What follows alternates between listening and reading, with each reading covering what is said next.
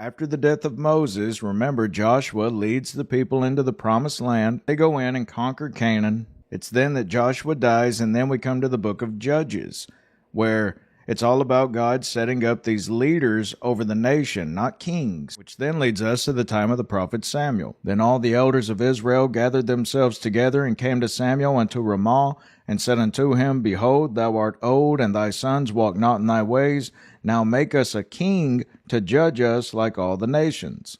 God leads Samuel to anoint a man named Saul, and in the beginning Saul does fairly well. He prophesied, he won great victories, but then he begins to really become very disobedient. The prophet is then told to travel to the little town of Bethlehem, where he'll meet a man named Jesse, whom has many sons. And Samuel said unto Jesse, Are here all thy children?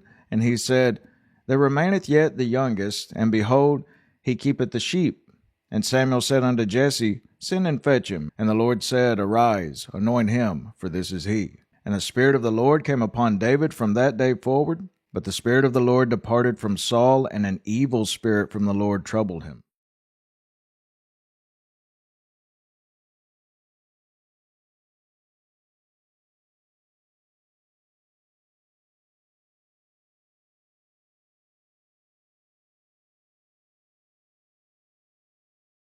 And Saul set him over the men of war, and he was accepted in the sight of all the people, and also in the sight of Saul's servants. David then begins to win battle after battle, and it came to pass that the women came out of all the cities of Israel, singing and dancing, and said, Saul hath slain his thousands, and David his 10,000s. And Saul was very wroth, and the saying displeased him.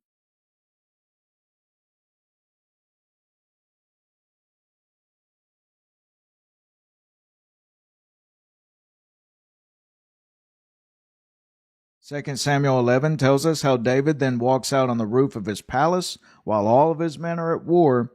He just wakes up in the afternoon, walks out on the roof, and sees a woman named Bathsheba bathing. Even after realizing her to be the wife of Uriah, one of his best soldiers, David has an affair with her, resulting in Bathsheba becoming pregnant.